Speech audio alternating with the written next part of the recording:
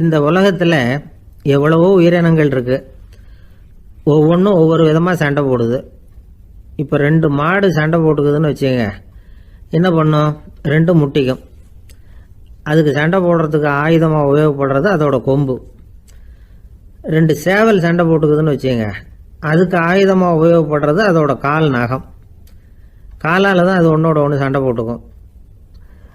ஆனால் 2 மனுஷன் சண்டை போட்டுக்கிறான்னு வச்சுங்க, இவன் இன்னதை தான் ஆயுதமாக உபயோகப்படுத்துவான்னு குறிப்பிட்டு சொல்ல முடியாது. கல்லை எடுப்பான், கத்தி எடுப்பான், துப்பாக்கி எடுப்பான், என்ன வேணாலும் பண்ணுவான். வாயால் திட்டுவான், கையால் அடிப்பான், காலால் உதைப்பான், சகலகலா வல்லவன். விலங்குகள்லாம் பொதுவாக வாயை சாப்பிட்றதுக்கு மட்டும்தான் உபயோகப்படுத்துது. ஆனால் இவனுக்கு சாப்பிட்றதுக்கும் அதுதான், சாப்பிட்டு விட்டு திட்டுறதுக்கும் அதுதான். ஆனால் ஒரு விஷயத்தில் மட்டும் கெட்டிக்கிறேன். அதாவது நாம் சண்டை போட்டுக்கிட்டாலும் பரவாயில்லை, கோழிகள் சண்டை போடாமல் இருக்கணும் அப்படின்னு ஆசைப்படுறான். எதுக்காக? கோழிகள் சண்டை போடாமல் இருந்தால் நிறைய முட்டைகள் போடுமா, அதுக்காக தான் இந்த அக்கறை. கோழி பண்ணை வச்சிருக்கிறவங்களுக்கு இது ஒரு பெரிய பிரச்சனை. அதாவது பண்ணையில் இருக்கிற கோழிகளுக்குள்ளே அடிக்கடி சண்டை வந்துடும். அதனால் முட்டை உற்பத்தி குறைஞ்சிரும். சரி, இதுக்கு என்ன பண்ணுறது? பண்ணையில் போய் உட்காந்துக்கிட்டு தினமும் பஞ்சாயத்து பேசிகிட்டு இருக்க முடியுமா? அமெரிக்காவில் கோழி பண்ணை வச்சிருக்கிற ஒருத்தர் இதை பற்றி யோசனை பண்ணி பார்த்தாராம். ஒரு வழியையும் கண்டுபிடிச்சிருக்கார். கோழிக்கெல்லாம் மூக்கு கண்ணாடி மாட்டி விட்டுட்டோம்னா அது சண்டை போடுற குணம் குறைஞ்சிரும், முட்டை அதிகமாகிடும். அந்த கண்ணாடியில் உள்ள லென்ஸு சிவப்பு நிறத்தில் இருக்கணும், அவ்வளவுதான் அப்படின்னு அவர் கண்டுபிடிச்சாராம். இது ஏற்கனவே நடைமுறையில் கண்டுபிடிக்கப்பட்ட ஒரு விஷயம். ஆனால் எல்லா கோழிக்கும் சிவப்பு மூக்கு கண்ணாடி எப்படி மாட்டி விடுறது? அப்படியே மாட்டி விட்டாலும் அது நழுவாமல் இருக்கணுமே. இப்போ நாமெல்லாம் நடு விரலால் மூக்கு கண்ணாடி நடுவில் தொட்டு அப்படி ஸ்டைலாக சரி பண்ணிக்கிறோம். அது மாதிரி கோழி எப்படி சரி பண்ணிக்கும்? இதுதான் பிரச்சனை. இதுக்கு அவர் என்ன வழி கண்டுபிடிச்சாருன்னா, கோழிக்கெல்லாம் மூக்கு கண்ணாடிக்கு பதிலாக விழியொட்டு வில்லைகள், கான்டாக்ட் லென்ஸ், அதை பொருத்தி விட்டா என்ன அப்படின்னு யோசனை பண்ணார். அதே மாதிரி பண்ணார். அதே மாதிரி செஞ்சு பார்த்தார், வெற்றி. அதுக்கப்புறம் கோழியெல்லாம் சண்டை போட்டுக்கலையாம், சமாதான பிரியர்கள் ஆகிட்டு தான். கோழிகளுக்கு இயல்பாகவே சண்டை போடுற குணம் உண்டு. ஆனால் அதோட கண்ணுக்கு பார்க்குற பொருள்லாம் ரோஜா நிறத்துலையோ அல்லது இன்னும் சொல்ல போனால் அழுத்தமான சிவப்பு நிறத்துலையோ தெரிஞ்சதுன்னா சண்டை போடுற குணம் குறைஞ்சிருதான். அந்த சமயத்தில் அது அதிகமாகவும் முட்டையிட ஆரம்பிச்சுடுதான். அதே நேரத்தில் இறை எடுக்கிறத கூட குறைச்சிக்குதான். இது ஏன் இப்படி பண்ணுதுங்கிறது விஞ்ஞானிகளுக்கு இன்னமும் புரியலையா. எப்படியோ அமெரிக்க கோழிகள்லாம் கான்டாக்ட் லென்ஸ் பொருத்திக்க ஆரம்பித்தாச்சு. கோழி கழுத்தை பிடிச்சிக்கிட்டு ஒரு சில வினாடிகளில் அதை பொருத்தி விட்றாங்களாம். கோழியோட ஆயுள் பூரா அது அப்படியே இருக்குமா. பண்ணையில் முட்டை உற்பத்தி குறைஞ்சா இது மாதிரி விஞ்ஞானபூர்வமாக பரிகாரம் தேடுறது தான் நல்லது. நமக்கு வேண்டியப்பட்ட ஒருத்தர், அவர் ஒரு கோழி பண்ணை வச்சுருந்தார். அந்த பண்ணையில் பாதி கோழி திடீர்னு செத்து போச்சு. உடனே ஒரு கால்நடை மருத்துவர்கிட்ட போக வேண்டியது தானே. அங்கே போகல. உள்ளூரில் மந்திரம் பண்ணிகிட்டு இருந்த ஒரு சாமியார்கிட்ட போனார். அவர் காலில் விழுந்தார். சாமி, என் பண்ணையில் பாதி கோழி செத்து போட்டுதுன்னார். சாமியார் யோசனை பண்ணார். சரி, பண்ணையில் வாசப்படி கிழக்கு பக்கமாக வச்சுருக்கியா மேற்கு பக்கமாக வச்சுருக்கியான்னு கேட்டார். கிழக்கு பக்கமாக இருக்குன்னார் அவர். அதுதான் தப்பு, மேற்கு பக்கமாக அதை மாற்று, சரியாக போடும்னாராம். அதே போல் அவர் போய் மாற்றிவிட்டார். அப்பவும் பாதி செத்து போச்சு. மறுபடியும் சொன்னார், சாமி மறுபடியும் பாதி கோழி செத்து போட்டுதேன்னார். சரி, கூரை எப்படி போட்டிருக்க? ஓடு போட்டிருக்கியா இல்லை கீத்து போட்டிருக்கியான்னார். ஓடு போட்டிருக்கேன்னாராம் அவர். அதுதான் தப்பு, கீத்து போட்டுரும், சரியாக போடும்னாராம். சரின்னு போய் அதையும் மாற்றி பார்த்தார். மறுபடியும் போயிட்டுது, கோழி செத்து போச்சு. வந்தார். மறுபடியும் பாதி செத்து போச்சு சாமின்னு வந்தார். இவரும் யோசனையை மாற்றி மாற்றி சொல்லிகிட்டே இருக்கிறார். இப்படி அவரும் மாற்றி மாற்றி பார்த்தார். 6வது தடவையாக அவரை தேடிட்டு வந்தார்.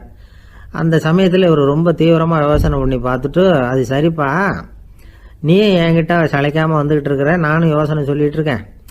இப்போவும் உங்ககிட்ட சொல்கிறதுக்கு என்கிட்ட யோசனை நிறையா இருக்குது. ஆனால் சோதிக்கிறதுக்கு உங்ககிட்ட கோழி இல்லையே, என்ன பண்ணுறது அப்படின்னாராம். ஒரு ஜென் துறவி, அவருக்கு ரொம்ப வயசாயிட்டுது, கடைசி காலம். நண்பர்களெல்லாம் கூப்பிட்டார். நண்பர்களே, நான் வித்தியாசமான முறையில் சாகணும்னு ஆசைப்படுறேன், அதுக்கு ஏதாவது யோசனை சொல்லுங்களேன் அப்படின்னு கேட்டாராம். நண்பர்கள் சிரித்தாங்க. என்ன பேச்சு பேசுகிறீங்க? சாவறதுங்கிறது என்ன விளையாட்டுத்தனமான காரியமா அப்படின்னு கேட்டிருக்காங்க. அந்த துறவி கொஞ்ச நேரம் யோசனை பண்ணார். அப்புறம் கேட்டாராம், இது வரைக்கும் யாராவது நடந்துக்கிட்டே இறந்துருக்குறாங்களா அப்படின்னாராம். எல்லாரும் இல்லைன்னாங்களாம். ஒருத்தர் மட்டும் சொல்லியிருக்கார். அப்படியும் ஒருத்தர் இறந்துருக்கிறதாக ஒரு கதையில் படிச்சிருக்கிறேன். ஒரு ஞானியால் தான் அப்படியெல்லாம் செய்ய முடியும் அப்படின்னு அவர் சொன்னாராம். சரி, அப்படின்னா அந்த முறை நமக்கு வேணாம். நின்றுக்கிட்டே யாராவது உயிரை விட்டுருக்காங்களா அப்படின்னு விசாரிச்சாராம். அப்படியும் ஒருத்தர் இறந்துருக்கிறார் அப்படின்னாங்களாம். மறுபடியும் அந்த துறவி யோசனை பண்ணியிருக்கிறார். ஏதாவது வித்தியாசமான முறையில் நாம் போகணும் அப்படிங்கிறது அவருடைய விருப்பம். மனிதன் எப்படி வாழ்கிறானோ அப்படி இறப்பது தான் நல்லது. சரி, யாராவது தலைகீழாக யோகம் செய்யும் நிலையில் இறந்துருக்கிறாங்களா அப்படின்னு விசாரித்தாராம். நண்பர்கள் சிரித்தாங்க. தலைகீழாக நின்னபடி இறந்ததாக நாங்கள் கேள்விப்பட்டதே இல்லை, அது முடியாத காரியம் அப்படின்னு இருக்காங்க. இப்போ அந்த துறவிக்கு திடீர்னு உற்சாகம் வந்துட்டுது. உடனே எழுந்திரிச்சார், தலைகீழாக நின்னார், அப்படியே உயிரை விட்டுட்டார். அவ்வளோதான். அந்த மடாலயத்தில் ஒரே குழப்பம். எப்படி அவரை கீழே இறக்கி படுக்க வைக்கிறது அப்படின்னு புரியல. இப்படி உயிர் விடுறதை பற்றி அவங்க இதுவரைக்கும் கேள்விப்பட்டதும் இல்லை. உண்மையிலேயே இவர் இறந்து தான் போனாராங்கிறதும் தெரியல. சோதித்து பார்த்தாங்க. இதய துடிப்பு, நாடி துடிப்பு எல்லாம் நின்று போயிருந்தது. இவர் எப்பவும் இப்படி தான், என்ன பண்ணுறது இப்போது அப்படின்னு சொல்லி எல்லாரும் குழம்பிக்கிட்டு இருக்கிற சமயத்தில் ஒரு பெரியவர் யோசனை சொன்னார். இந்த துறவியோட மூத்த சகோதரி பக்கத்து மடாலயத்தில் இருக்கிறாங்க, அவங்கள இங்கே அழைச்சிட்டு வந்தால் ஏதாவது வழி கிடைக்கும் அப்படின்னார். அந்த அம்மாவுக்கு 90 வயசு. அழைச்சிட்டு வந்தாங்க. ஒரு குச்சியை ஊன்றிக்கிட்டு அப்படியே மெதுவாக நடந்து வந்தாங்க. தம்பி, தலைகீழாக நின்று உயிர் விட்டு இறக்கிறத பார்த்தாங்க. தம்பின்னு கூப்பிட்டு பார்த்தாங்க, ஒன்றும் காணும். உடனே என்ன பண்ணாங்க, தன்னுடைய கைத்தடியால் தம்பியோட உடலை ஒரு தட்டு தட்டினாங்க. ஏப்பா, சாகிறப்பவும் உன்னுடைய குறும்புத்தனத்தை விடலையா? இப்படியாடா சாகிறது, ஒழுங்கா செத்து தொலை அப்படின்னாங்களாம். அவ்வளவுதான். உடனே அந்த துறவி திரும்பி நேராக நின்னார். அக்கா, கோவப்படாத, நான் ஒழுங்காக சாகிறேன், எப்படி செத்தா என்ன, எல்லாம் எனக்கு ஒன்று தான் அப்படின்னு சொல்லிவிட்டு அப்படியே தரையில் படுத்து உயிரை விட்டாராம். அதுக்கப்புறம் அந்த அம்மா கோலை கையில் எடுத்துக்கிட்டு அப்படியே திரும்பி கூட பார்க்காம அவங்க பாட்டுக்கு போயிட்டாங்களாம். மரணத்தை ஒரு விளையாட்டாக ஆக்கிய அந்த துறவிக்கு வாழ்க்கையே ஒரு விளையாட்டாக தான் இருந்திருக்குது. எந்த நோக்கமும் இல்லாமல் செயல்படுறதுன்னா என்னங்கிறதும் அவருக்கு தெரிஞ்சிருக்குது. பயனை எதிர்பார்க்காம பணி செய்து வாழ்ந்து மறைந்த மகான் அவர். தம்முடைய தொழிலை விளையாட்டு போல செய்ய தெரிஞ்சவருக்கு வாழ்க்கையே ஒரு விளையாட்டாக மாறிடும். எல்லாமே விளையாட்டாகி விடுகிற போது மரணமும் விளையாட்டாகிவிடும் அப்படிங்கிறது தான் அந்த தத்துவம். ஆனால் அதுக்கு முன்னாடி உங்களுக்குள்ளே இருக்கிற உண்மையான நடிகனை நீங்கள் அடையாளம் கண்டுபிடிக்கணும். நீங்கள் நடிக்க வேண்டியதே இல்லை, நீங்கள் ஏற்கனவே நடிச்சுக்கிட்டு தான் இருக்கிறீங்க. நீங்கள் இந்த உண்மையை தெரிஞ்சுக்கணும், அவ்வளவுதான். இதுதான் ஞானிகளுடைய கருத்து. வாழ்க்கையை சரியாக புரிஞ்சுக்கிட்டா எல்லாமே நடிப்புங்கிறது புரியும். கல்யாண பத்திரிக்கை அனுப்பியிருந்தேனே, ஏண்டா வரலன்னு கேட்டான் ஒருத்தன். வந்திருந்தேனே அப்படின்னானா இவன். டேய், ஏண்டா போய் சொல்கிற, நான் பத்திரிக்கையே உனக்கு அனுப்பலையே அப்படின்ட்டுருக்கான் அவன். அதுக்கு இவன் சொன்னானா, பத்திரிக்கை அனுப்புனேன்னு நீ போய் சொல்கிறப்போ கல்யாணத்துக்கு வந்தேன்னு நான் போய் சொல்லக்கூடாதா அப்படின்னானா. சில பேர் எப்படின்னா, அவங்க பேசுகிற வார்த்தை ஒரு மாதிரியாக இருக்கும், அதுக்கு அர்த்தம் வேற மாதிரியாக இருக்கும். அதனால நாம் அவசரப்பட்டு ஒரு முடிவுக்கு வந்துடக்கூடாது, யோசிச்சு பார்க்கணும். இல்லைன்னா விவரம் தெரிஞ்சவங்களை கேட்டு அதுக்கு அர்த்தம் என்னன்னு கண்டுபிடிக்கணும். ஒரு ஊரில் ஒரு பெரியவர் இருந்தார். அவருக்கு 3 பிள்ளைங்க. கடைசி காலத்தில் அவர் அந்த 3 பிள்ளைங்களையும் கிட்டத்தில் கூப்பிட்டு 3 அறிவுரைகளை சொல்லிவிட்டு கண்ணை மூடிட்டார். அவர் சொன்ன அறிவுரைகள் என்ன தெரியுமா? பெத்த தாய்க்கு சோறு போடாதே, இது ஒரு அறிவுரை. கொடுத்த கடனை கேட்காதே, இது ஒரு அறிவுரை. விதைச்ச நிலத்துக்கு வேலி போடாதே, இது ஒரு அறிவுரை. என்ன இது எல்லாம் ஒரு மாதிரியா இருக்குது, இதெல்லாம் பார்த்தா அறிவுரை மாதிரியா தெரியுது, என்னப்பா இப்படி சொல்றிய அப்படின்னு கேட்கலாம்னா அவர் அதுக்குள்ள கண்ணை மூடிட்டார்.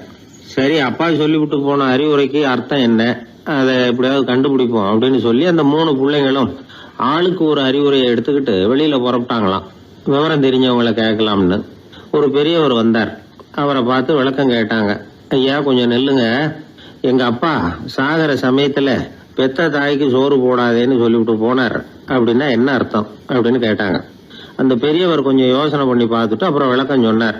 பெத்த தாய்க்கு சோறு போடாதேன்னா பொதுவா வயசானவங்களுக்கு அடிக்கடி கோபம் வரும். மருமகளோ மற்றவங்களோ சோறு போட்டா சீரா போட்டா ஐயோ குறைச்சி போடுறாளே, தாராளமா போடுறதுக்கு மனசு வரலையேம்பாங்க. தாராளமா போட்டா ஐயோ இப்படி மாட்டுக்கு கொட்டுறது மாதிரி கொட்டுறாளேம்பாங்க. ஆக எப்படி போட்டாலும் கோபம் வரும். அதனால இவங்களுக்கெல்லாம் நாம சோறு போடக்கூடாது, அவங்களா எடுத்து போட்டுக்கிற மாதிரி அவங்களுக்கு முன்னாடி வச்சுடணும். அதுதான் புத்திசாலித்தனம். அததான் உங்க அப்பா பெத்த தாய்க்கு சோறு போடாதேன்னு சொல்லியிருக்கிறார். போடாதேன்னா அவங்களா எடுத்துக்கிற அளவுக்கு அவங்க முன்னாடி சோத்தை வச்சிருங்க, அவங்க வேணுங்கிறத எடுத்துக்கிட்டோம்னு அர்த்தம் அப்படின்னு விளக்கம் கொடுத்தாரு அந்த பெரியவர். சரிங்க, அடுத்தபடியா எங்க அப்பா கொடுத்த கடனே கேட்காதேன்னு சொன்னாரு, அது எப்படிங்க நாங்க கேட்காம இருக்க முடியுமா அப்படின்னு கேட்டிருக்காங்க. பெரியவர் சொன்னார், கொடுத்த கடனை கேட்காதேன்னா கடனை கொடுத்துட்டு அதை கேட்டு வாங்குற அளவுக்கு நடந்துக்கிறவனுக்கு கடன் கொடுக்காதேன்னு அர்த்தம். கொடுத்த கடனை கேட்காமலே திருப்பி கொண்டாந்து கொடுக்குற நல்லவங்களா பார்த்து கடனை கொடுக்கணும். அததான் உங்க அப்பா அப்படி சொல்லி இருக்கிறார், கொடுத்த கடனை கேட்காதேன்னு அப்படின்னு விளக்கம் கொடுத்தார். உடனே இவங்க அந்த மூணாவது விஷயத்தையும் சொல்லி விளக்கம் கேட்டாங்க. விதைச்ச நிலத்துக்கு வேலி போடாதேன்னு சொன்னாரு, அது எப்படி வேலி போடாம இருக்க முடியும் அப்படின்னு கேட்டாங்க. ஏன் முடியாது? நம்ம நிலத்தை சுத்தி இருக்கிற நிலத்துக்கு சொந்தக்காரங்கள்லாம் நல்லவங்களா இருந்துட்டா நம்ம நிலத்துக்கு வேலி போட வேண்டிய அவசியம் இல்லையே, வேற பாதுகாப்பு தேவையில்லையே. அதனால நல்லவங்க நிலத்துக்கு மத்தியில நம்ம நிலம் இருக்கிறது மாதிரி பாத்துக்கணும், அதுதான் அதுக்கு அர்த்தம் அப்படின்னாரு அந்த பெரியவர்.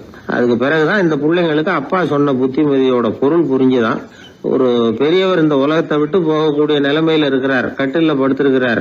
சொந்தக்காரங்கள் எல்லாம் கூப்பிட்டு ஆளுக்கு ஒரு புத்திமதி விதமா சொல்லிக்கிட்டே இருக்கிறார். அவங்க எல்லாம் கிட்டத்துல வந்து அவர் சொல்ற புத்திமதியை கேட்டுட்டு போறாங்க. கடைசியா அவரோட மனைவி கிட்டத்துல வந்தாங்களாம். எனக்கு என்ன புத்திமதி சொல்லிட்டு போறீங்க அப்படின்னு கேட்டிருக்காங்க. உனக்கு எதுவும் புத்திமதி சொல்ல வேணாம்னு நினைக்கிறேன்னாராம் அவரு. ஏன்னு கேட்டாங்களாம் இவங்க. இது வரைக்கும் நான் சொன்ன எந்த புத்திமதியை நீ ஒழுங்கா கேட்டிருக்கிற அப்படின்னு சொன்னாராம். ஒரு வயதான குரு சாய்வு நாற்காலியில உட்கார்ந்திருந்தார். ஒரு ஆள் அவரை தேடிட்டு வந்தான். வந்து அவர் முன்னாடி நின்னான். ஐயா, நான் உங்களுக்கு சீடனா ஆயிடலாம்னு நினைக்கிறேன் அப்படின்னா. அந்த குரு நிமிந்து பார்த்தார். இத பாருப்பா, அது அவ்வளவு சுலபமான வேலை இல்ல. அப்படியா சொல்றீங்க அப்படின்னா. ஆமா, நீ ஒரு சீடனா ஆகணும்னா உன்னுடைய அகங்காரத்தை எல்லாம் விட்டுடணும், தியானத்துல முழுமையா ஈடுபடணும், இது மாதிரி இன்னும் பல காரியங்களை ஒழுங்கா செய்யணும், ஒரு ஈடுபாட்டோட செய்யணும். அது மட்டும் இல்ல, இதெல்லாம் தொடர்ந்து நீண்ட நாட்களுக்கு செய்ய வேண்டியிருக்கும். அப்படி உன்னால முடியுமா அப்படின்னார். வந்தவன் யோசிக்க ஆரம்பிச்சான். சீடனாகிறதுலேயே இவ்வளவு சிரமம் இருக்குங்கிறது அவனுக்கு தெரியாது. யோசிச்சுக்கிட்டே அந்த குருவை பார்த்தான். அவரு சாய்வு நாற்காலியில இருந்த நிலைமைய பார்த்தான். சரிங்க சுவாமி, சீடனாகிறது இவ்வளவு கஷ்டம்னா அது வேணாம், அதுக்கு பதிலா உங்களை மாதிரி ஒரு குருவா ஆயிடுறேனே அப்படின்னா. குரு சிரிச்சார். நீ சொல்றது சரிதான், குருவாகிறது சுலபமான வேலைதான் அப்படின்னார். இதை கேட்டதும் அந்த ஆளுக்கு ஏகப்பட்ட சந்தோஷம். கஷ்டப்படாம குருவாயிடலாம் போல இருக்குதே அப்படின்னு கணக்கு போட்டான். பிறகு அந்த குரு சொன்னார், நீ குருவாயிட்டா பல சீடர்களுக்கு தலைவனா ஆகணும், அவங்கள வழி நடத்தி செல்லணும். அது கஷ்டமாச்சே. ஏன்னா பல பேர் கோவப்படுறவங்களா இருப்பாங்க, சில சமயம் சண்டை கூட போட்டுக்குவாங்க, சொல்றத கேட்க மாட்டாங்க, பணிவு இருக்காது. இப்படிப்பட்டவங்களை எல்லாம் சமாளிக்கிறதுங்கிறது ரொம்ப ஆபத்தான விஷயமாச்சே. என்ன சுவாமி, இப்ப கொஞ்ச நேரத்துக்கு முன்னாடி தானே சொன்னீங்க குருவா ஆகிறது சுலபம்னு அப்படின்னா. ஆமா, அது சரிதான். இப்ப என்னையே பாரு, நான் எவ்வளவு ஓய்வா இருக்கிறேன். ஆனா ஒண்ணு, ஒருத்தன் பல சீடர்களை வந்து வழி நடத்தி செல்லணும், அல்லது ஒரு சீடன் ஆயிடணும். இப்படி ரெண்டுல ஒண்ணு ஆனாதான் நல்லது அப்படின்னாரு அவரு. அவன் இப்ப ரொம்ப குழம்பி போயிட்டான். ஏன்னா மாத்தி மாத்தி ஒவ்வொரு விதமா சொல்றாருன்னு. சுவாமி, நீங்க சொல்றத பார்த்தா ரெண்டுமே கஷ்டமான காரியமா தான் தோணுது. என்ன முடிவு எடுக்கிறதுன்னு எனக்கு புரியல. அதனால உங்களுடைய அபிப்பிராயம் என்ன, அதை சொல்லுங்க அப்படின்னு கேட்டான். இப்ப அந்த குரு சொன்னார், நீ பல சீடர்களின் தொல்லைகளுக்கு ஆளாகிறத விட நீயே முதல்ல சீடனாகி தொல்லைப்படுறதுதான் சரியா இருக்கும். ஏன்னா அப்ப நீ உன்னுடைய பிரச்சனையை மட்டும்தான் கவனிக்க வேண்டியிருக்கும். குரு ஆயிட்டீன்னா பல பேருடைய பிரச்சனையில தலையிட வேண்டியிருக்கும் அப்படின்னார். ஒரு உண்மையான குருவுக்கும் சீடனுக்கும் உள்ள உறவுங்கிறது ரொம்ப பயன் கருதாத ஒரு அன்பு கலப்பு. ரெண்டு இயற்கையான முழுமை நெருங்கி வந்து ஒன்றோட ஒன்று கலக்கிறது. நீங்க கேள்வி கேட்டா எப்படி அது முழுமை இருக்க முடியும்? அதுல முழுமைங்கிறது ஒரு அமைதியான நிலை. இந்த காலத்து குரு சீடர்கள்லாம் வேற மாதிரி. ஒரு குரு தன் சீடன் கிட்ட சொன்னார், இந்த பாருப்பா, நீ இந்த உலகத்துல எதுக்கும் பிரயோஜனப்பட மாட்ட, பன்றி மேய்க்கிறது கூட லாயக்கில்லை அப்படின்னார். அப்படின்னா ஒண்ணு செய்யறேன் அப்படின்னா சீடன். என்ன பண்ணுவேன்னு கேட்டிருக்காரு குரு. உங்களை மாதிரியே ஒரு குருவாயிடுறனே அப்படின்னானா அந்த சீடன். அசோக மன்னர் வந்துகிட்டு இருக்கார். அவருடைய ஆலோசகர்கள் எல்லாம் பக்கத்துல வந்துகிட்டு இருக்கிறாங்க. அந்த சமயத்துல எதிரில் ஒரு புத்த பிக்ஷு வர்றார். அசோகர் பாக்குறார். ஓடி போய் அவர் காலில் விழுந்து வணங்குறார். அசோக மன்னரின் தலை அந்த புத்த துறவியின் பாதத்துல பட்டுக்கிட்டு இருக்கு. பக்கத்துல நின்றுகிட்டு இருந்த அமைச்சருக்கு இது ரொம்ப சங்கடமா போச்சு. ரொம்ப வருத்தப்பட்டார். நம்ம அசோக சக்கரவர்த்தி எப்பேற்பட்டவர், அவரோட தலை ஒரு சன்னியாசியின் பாதத்துல படுறதா அப்படின்னு நினைச்சு ரொம்ப கவலைப்பட்டார். அரண்மனைக்கு திரும்பினதும் அமைச்சர் மெதுவா ஆரம்பிச்சார். அரசே, எனக்கு ரொம்ப வருத்தமா இருக்குது அப்படின்னார். எதுக்குன்னார் மன்னர். அசோக சக்கரவர்த்தியின் தலை, அதாவது அந்த சிரம் ரொம்ப மதிப்புமிக்க ஒன்று. அது ஒரு சன்னியாசியின் காலில் படலாமா அப்படின்னார். அசோகர் பதில் சொல்லல, சிரிச்சார், போயிட்டார். அதுக்கப்புறம் ஒரு சரியான சந்தர்ப்பத்துக்காக காத்துக்கிட்டு இருந்தார். ஒரு நாள் அமைச்சரை கூப்பிட்டார். எனக்கு 3 தலைகள் வேணும் அப்படின்னார். சொல்லுங்க, கொண்டுகிட்டு வரேன் அப்படின்னார் அமைச்சர். அசோகர் சொன்னார், முதல்ல எனக்கு தேவையானது ஒரு ஆட்டின் தலை, 2வது ஒரு புலியின் தலை, 3வது ஒரு மனிதனின் தலை.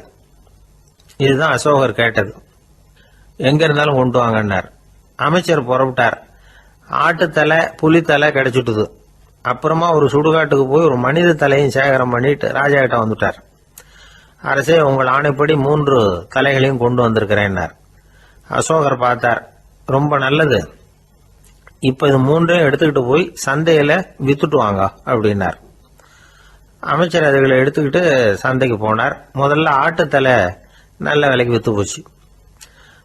நல்ல விலை கொடுத்து வாங்கிட்டு போட்டாங்க. அடுத்தபடியா புலி தலைய ஒருத்தர் வாங்கிட்டார். அதை பாடம் பண்ணி வீட்டில் மாட்டி வைக்கலாமே அப்படின்னு நினைச்சு அதையும் வாங்கிட்டு போட்டார். மனித தலையை மட்டும் வாங்கறதுக்கு யாரும் முன் வரல. எல்லாரும் அதை பார்த்துட்டு விலைக்கு போக ஆரம்பிச்சாங்க. அமைச்சர் திரும்பி வந்தார். அரசே, இந்த தலையை மட்டும் யாரும் வாங்க மாட்டேங்கிறாங்க அப்படின்னார். சரி, பரவாயில்ல, இதை இலவசமாவே இனாமாவே யாருக்கிட்டையாவது கொடுத்துட்டு வந்துருங்க அப்படின்னார். அமைச்சர் மறுபடியும் சந்தைக்கு போனார். இதை இலவசமா தரேன், இதை வாங்கிக்கோங்க அப்படின்னார். அப்பவும் அதை யாரும் வாங்கிக்கிறதுக்கு தயாரா இல்லை. மறுபடியும் திரும்பி மன்னர்கிட்ட விவரத்தை சொன்னார். இப்போ மன்னர் சொல்றார், அமைச்சரே, உயிர் இருக்கிற வரைக்கும் தான் இந்த தலைக்கு மதிப்பு. ஜீவன் போனதுக்கு அப்புறம் அதோட மதிப்பும் போயிடுது. அதனால மதிப்பு இருக்கும் பொழுதே பெரியவர்கள் பாதம் பணிந்து அந்த புனிதத்தை பெற்றுக்கொள்ளணும் அப்படின்னார். பணிவுங்கிறது வேற, அடிமைத்தனம்ங்கிறது வேற. பெரியவர்களை பணிவது நமக்கு பெருமை தரக்கூடிய விஷயம். இதை மனசுல வச்சுக்கிட்டு எப்போ காலில் விழணும், எப்போ காலில் விழக்கூடாது அப்படிங்கறத முடிவு பண்ணிக்கணும். ஒரு சாதாரண ஆள் நடந்து வந்துகிட்டு இருந்தார். எதிரில் வந்த ஒரு பெரிய மனுஷன் ஓடி போய் அவர் காலில் விழுந்து தன்னுடைய தலையை அவர் பாதத்தில் கொண்டு போய் வச்சார். கொஞ்ச நேரம் கழிச்சு எழுந்திரிச்சு வந்துட்டார். வந்த பிறகு இவரை கேட்டேன், ஏன் திடீர்னு ஓடி போய் அந்த ஆளு காலில் விழுந்தீங்க அப்படின்னு. அவர் போட்டிருக்கிறது என்னோட காணாம போன செருப்பான்னு கண்டுபிடிக்கிறதுக்காக அப்படி விழுந்தேன் அப்படின்னார். ஒரு இலக்கிய கூட்டம் ஏற்பாடு பண்ணியிருக்கிறோம், நீங்க அவசியம் அதில் பேசணும் அப்படின்னு கேட்டுக்கிட்டார் ஒருத்தர். வேணாங்க, 4 பேருக்கு முன்னாடி நிக்கிறதுனா எனக்கு ரொம்ப கூச்சமா இருக்கும் அப்படின்னாரு இவரு. ஏன் சார், இன்னமும் குழந்தை மாதிரி கூச்சப்படுறீங்களே அப்படின்னார் அவர். அவரை ஒரு மாதிரியாக சமாளித்து அனுப்பி வச்சுட்டு அதுக்கப்புறம் அதை பற்றி இவர் யோசிச்சு பார்த்துருக்கார். சில நிபுணர்கள் எழுதியிருக்கிறத படிச்சும் பார்த்துருக்கிறார். மனோதத்துவ நிபுணர்கள் என்ன சொல்கிறாங்க தெரியுமா? 10லேருந்து 20% குழந்தைகள் பிறக்கிறப்பவே கூச்ச சுபாவம் கொண்டதாக தான் இருக்குதான். ஒரு தாத்தா தன்னோட பேர பிள்ளைய ஆசையாக கூப்பிடுறார் விளையாட்டு காட்ட, அதை அழுதுகிட்டு ஓடி போகுது. ஒரு அம்மா தன்னோட பிள்ளைய பள்ளிக்கூடத்தில் சேர்க்கறதுக்காக கூப்பிட்டுக்கிட்டு போகிறாங்க. அந்த புள்ள அம்மாவோட முந்தானையில் ஒளிஞ்சிக்கிட்டு வெளில வரமாட்டேங்குது. இவங்களெல்லாம் எப்படி சமாளிக்கிறது? குழந்தைகளோட கூச்ச சுபாவத்தை போக்குறது எப்படி? இதுக்கு நிபுணர்கள் சில யோசனைகளை சொல்லியிருக்கிறாங்க. மற்றவங்களுக்கு முன்னாடி என் பையனுக்கு கூச்சம் ரொம்ப அதிகம் சார், மற்றவங்க பார்த்தா ரொம்ப வெக்கப்படுறான், இப்படி சொல்கிற அப்பாக்கள் உண்டு. என் பையன் புது மனுஷால பார்த்தா அட்டையாக ஒட்டிக்குவான் சார் அப்படின்னு சொல்கிற அப்பாக்களும் உண்டு. இப்படிலாம் குழந்தைகளுக்கு முத்திரை குத்துறது ரொம்ப தப்பான். புதுசாக யாராவது வீட்டுக்கு வந்தால் குழந்தை தானாக தன்னோட கூச்சத்தையும் பயத்தையும் போக்கிக்கிட்டு சகஜமாக மாறி வர்றதுக்கு வாய்ப்பு கொடுக்கணுமா. ஒரு கூட்டத்துக்கோ அல்லது சொந்தக்காரங்க கல்யாணத்துக்கோ குழந்தைய அழைச்சிட்டு போகிறீங்க, அங்கே போய் கட்டாயப்படுத்தி குழந்தைய மற்றவங்க கிட்ட பேச சொல்லக்கூடாது. சில சமயம் குழந்தை தானாக தன்னுடைய கூச்ச சுபாவத்தை விட்டு பேசுறதுக்கு முன் வந்தால் அதை பாராட்டணும். குழந்தை கலகலப்பு இல்லாமல் மௌனமாக இருந்ததுன்னா அதையும் கண்டுக்கக்கூடாது. குழந்தை பேச ஆரம்பித்தா அதை ஆர்வத்தோடு கவனிக்க தெரியணும். கலந்து உரையாடுற பழக்கத்தை வீட்லேயே ஆரம்பிக்கலாம். கேட்டதுக்கு பதில் சொல் அப்படின்னு நீங்கள் அதிகாரம் பண்ணிகிட்டு இருக்கக்கூடாது. அது குழந்தைக்கு பேசுகிற சந்தர்ப்பத்தை குறைச்சிருமா. இப்போ நாம் அதிகாரம் பண்ணால் கேலி செய்கிற பழக்கம் குழந்தைகளை ரொம்ப பாதிச்சிருமா. பெரியவங்களானதுக்கு அப்புறமும் சில பேர் கூச்சத்தோடவும் பயத்தோடவும் இருக்கிறதுக்கு இதுதான் காரணம். சின்ன வயசில் அவங்கெல்லாம் ஏதாவது கேலிக்கு ஆளாகி இருப்பாங்க. 2வது குழந்தை மூத்த குழந்தைய கேலிக்கு ஆளாகிற சந்தர்ப்பங்களை கண்டு கேலி பண்ணினா அது இளம் நெஞ்சங்களை விட்டு நீங்கிறதே இல்லையா. எப்பவும் குழந்தையோட நடை உடை பாவனைகளை பற்றி சொல்லிக்கிட்டே இருக்கக்கூடாதான். அதுவே கூச்ச சுபாவத்தை கொண்டுட்டு வந்துடுமா. அப்பா எங்கேன்னு யாராவது கேட்டால் இது மாதிரி இந்த காரியத்துக்காக வெளியில் போயிருக்கார், இத்தனை மணிக்கு திரும்பி வருவார் அப்படின்னு சொல்கிற அளவுக்கு குழந்தைகளை பழக்கப்படுத்தி வைக்கணும். ஃபோன்லேயே யாராவது விசாரித்தா கூட இது மாதிரி பதில் சொல்லு அப்படின்னு சொல்லணும். சின்ன சின்ன மீட்டிங்கில் 4 வார்த்தை பேச தயார் பண்ணலாம். ஒரு கடையிலையோ அல்லது ஹோட்டல்லையோ ஏதாவது விவரம் கேட்கணும்னா உங்கள் குழந்தைய தைரியமாக அனுப்புங்க. குழந்தைகள் பணிவாகவும் பொறுமையாகவும் விவரம் கேட்குறப்போ கூச்ச சுபாவம் தானாக போயிடும். சின்ன வயசுலேயே இப்படிலாம் பழக்கப்படுத்தினா தான் வருங்காலத்தில் தைரியமாக இந்த சமுதாயத்தில் வாழ முடியும். இல்லைன்னா 60 வயசுலேயும் அடுப்பங்கரையை விட்டு வெளில வர்றதுக்கு கூச்சப்பட்டுக்கிட்டு தான் இருக்க வேண்டியிருக்கும். இந்த காலத்து பிள்ளைங்க எவ்வளவோ பரவாயில்ல, எதுக்கும் தயங்குறதில்ல, கூச்சப்படுறதில்ல. ஒரு அம்மா அடுப்பங்கரையிலேருந்து சத்தம் போட்டாங்க, டேய் ராமு, தயவு பண்ணி அந்த டிவியை நிறுத்துறா, அந்த பெண்ணோட குரல் மகா மோசம், அடுப்பங்கரையில் இருக்கிற என்னாலேயே அதை சகிச்சிக்க முடியல அப்படின்னாங்களாம். உடனே பையன் கொஞ்சம் கூட தயங்காமல் பதில் சொல்கிறான், அம்மா இந்த குரல் டிவியிலேருந்து வரல, எதிர்த்த விட்டு மாமி தான் இங்கே வந்திருக்கிறாங்க, அவங்க தான் இப்போ என்னோட பேசிக்கிட்டு இருக்கிறாங்க அப்படின்னு நான். ஒருத்தர் சிகரெட்டும் கையுமா வந்தார். சார், இந்த புகைப்பிடிக்கிற பழக்கத்தை நிறுத்தி போடணும்னு தான் பார்க்குறேன், முடியலன்னார். புகைப்பிடிக்கிறத நிறுத்துறது ரொம்ப சுலபம் சார் அப்படின்னார் இன்னொருத்தர். எப்படி சொல்கிறீங்கன்னு கேட்டார் அவர். நான் கூட ஏற்கனவே 10 தடவை அந்த பழக்கத்தை நிறுத்தி இருக்கிறேன் சார் அப்படின்னார் இவர். இதுலேருந்து என்ன தெரியுது? புகைப்பழக்கத்தை திடீர்னு விட்டு விடுறதுங்கிறது ரொம்ப கஷ்டம்னு தெரியுது. இருந்தாலும் இது சம்பந்தமான ஆராய்ச்சி, அனுபவம், இது ரெண்டையும் அடிப்படையாக வச்சு சில வழிமுறைகளை சொல்கிறாங்க. அதாவது புகைப்பிடிக்கிறத நிறுத்துறதுக்கு 10 வழிகள் உண்டு அப்படின்னு சொல்கிறாங்க. அது என்னங்கிறத தெரிஞ்சுக்கிட்டா உபயோகப்படுதான்னு பார்க்கலாமே. முதல் கருத்து என்னன்னா, கொஞ்ச நாளைக்கு புகைப்பிடிக்கிற நண்பர்களை விட்டு விலகி இருக்கணும். இதனால் புகைப்பிடிக்கிற ஆசை குறையும். அந்த பழக்கத்தை மறுபடியும் ஆரம்பிக்கப்படாதுங்கிற எண்ணம் உறுதிப்படும். 2வது கருத்து, புகைப்பிடிக்கிறதை எதிர்த்து தீவிரமாக பிரச்சாரம் செய்ய ஆரம்பிச்சிடணும். அது அடுத்தவங்களுக்கும் உபயோகப்படும், உங்களுக்கும் உபயோகப்படும். உங்கள் உள்ளுணர்வை அது தூண்டும், உங்களை உறுதி கொள்ள வைக்கும். 3வது கருத்து என்னன்னா, தினமும் 2 தடவை குளிக்கணும். எப்படி தெரியுமா? முதல்ல வெது வெதுப்பான தண்ணீர், அப்புறம் குளிர்ந்த தண்ணீர், இப்படி மாறி மாறி குளிக்கணுமா. 4வது கருத்து, உடற்பயிற்சிகள் செய்யணும். மூச்சு வாங்குற மாதிரியான பயிற்சிகள் ரொம்ப நல்லதான். பிராணாயாமம் அப்படிங்கிற மூச்சு பயிற்சி ரொம்ப நல்லதுங்கிறாங்க. அப்புறம் 5வது கருத்து, சாப்பாடு மிதமாக இருக்கணும், சீராக இருக்கணும். பச்சை காய்கறிகள், பழங்கள் சாப்பாட்டில் சேர்த்துக்கலாம். அடிக்கடி கொஞ்சம் கொஞ்சமாக சாப்பிட்டு ரத்தத்தில் சர்க்கரையின் அளவை பராமரிக்கணும். இது நரம்புகளை அமைதிப்படுத்தும். 6வது கருத்து என்னன்னா, ரொம்ப நேரம் பசியோடு இருக்கக்கூடாது. புகைப்பிடிக்கிறத நிறுத்த முயற்சி செய்யும் பொழுது எடை குறைப்பு நடவடிக்கைகளை மேற்கொள்ளக்கூடாது. 7வது கருத்து, காப்பி, தேநீர், மதுபானம், அப்புறம் போதைப் பொருள்கள் கலந்த உணவுகள் இதெல்லாம் வேணாம். புகைப்பிடிக்கிறத அதெல்லாம் ஊக்கப்படுத்தும். கடுகு, மிளகு, அப்புறம் காரமான பொருள்களை தவிர்க்கணும். உப்பு அளவை குறைக்கணும். தினமும் 10 குவளை தண்ணீராவது குடிக்கணும். வெறும் தண்ணி புகைப்பிடிக்கிற ஆவலை தணிக்குதான். 8வது கருத்து, கையில் சிகரெட்டு, புகையில ஏதாவது இருந்தால் உடனே தூக்கி எறிஞ்சிருங்க. அது கையில் இருக்கிற வரைக்கும் புகைப்பிடிக்கிற ஆசை வந்துக்கிட்டே இருக்கும். 9வது கருத்து என்னன்னா, இறை நம்பிக்கை உள்ளவங்க புகைப்பிடிக்கிற எண்ணம் வர்றப்போவெல்லாம் பிரார்த்தனை செய்ய ஆரம்பிச்சுடலாம். 10வது கருத்து, உங்களுக்கு ரொம்பவும் வேண்டியவங்க யாரோ அவங்கக்கிட்ட எல்லாம் நீங்கள் புகைப்பிடிக்கிறத நிறுத்தி விட்டதா சொல்லிவிடுங்க.